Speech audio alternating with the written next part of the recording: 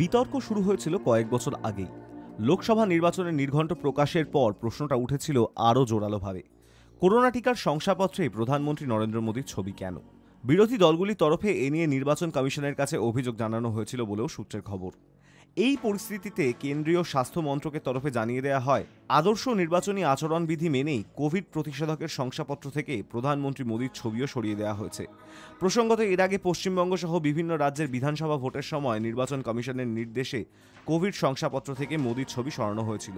2015 সালে supreme court একটি নির্দেশ জানিয়েছিল, সরকারি খরচে প্রকাশিত বিজ্ঞাপনে কোনো নেতা বা মন্ত্রীর ছবি দেওয়া চলবে না। কেন্দ্র এবং বেশ কয়েকটি রাজ্য সরকারের আবেদনের ভিত্তিতে তা পুনর্বিবেচনা করা হয়। 2016 সালে শীর্ষ আদালত জানায়, প্রধানমন্ত্রী, মুখ্যমন্ত্রী এবং কেন্দ্রীয় ও রাজ্য সরকারের মন্ত্রীদের ছবি বিজ্ঞাপনে দেওয়া যাবে। সেই সুযোগের সদ্ব্যবহার করেই কোভিড টিকা শংসাপত্রে গত 4 বছর ধরে মোদীর ছবি দেওয়া হয়েছিল বলে অভিযোগ। এ নিয়ে 2021 সালে কেরল হাইকোর্টে একটি মামলাও হয়েছিল।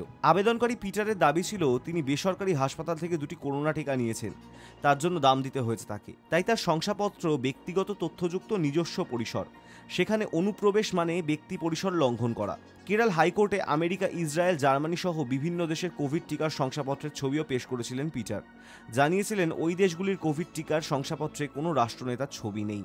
High news network.